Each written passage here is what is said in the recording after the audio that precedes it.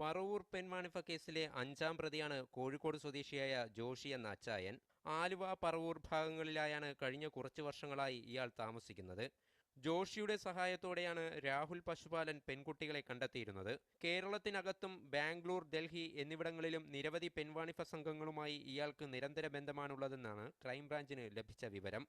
പറവൂർ കേസിൽ 90 ദിവസത്തെ ജയിൽ ശിക്ഷയ്ക്ക് ശേഷം ജാമ്യത്തിലിറങ്ങിയ ഇയാൾ എറണാകുളം നോർത്ത് പോലീസ് സ്റ്റേഷനിലെ പീഡനക്കേസിൽ പ്രതിയായി. ജാമ്യം ലഭിക്കുമ്പോൾ സമാനമായ മറ്റു കേസിൽ പ്രതിയാവരുത് എന്നാണ് വ്യവസ്ഥ. പറവൂർ കേസിന്റെ വിചാരണയ്ക്കായി ഇക്കഴിഞ്ഞ ബുധനാഴ്ചയും ഇയാൾ എറണാകുളം സെഷൻസ് കോടതിയിൽ ഹാജരായിരുന്നു. ചൊവ്വാഴ്ച അർദ്ധരാത്രിയോടെയാണ് ഓൺലൈൻ വാണിഭ സംഘം പിടിയിലാവുന്നത്. ഇതറിയാതെയാണ് ഇയാൾ കോടതിയിലെത്തിയതെന്നാണ് സൂചന. ജോഷിക്കായി ക്രൈംബ്രാഞ്ച് തിരച്ചിൽ തുടങ്ങിയിട്ടുണ്ട്. അതേസമയം പറവൂർ കേസിന്റെ വിചാരണയ്ക്കായി ഡിസംബർ 1-നും 11-നും 12-നും ഇയാൾ കോടതിയിൽ ഹാജരാവേണ്ടതുണ്ട്. JK Ansar, media 1, Kochi.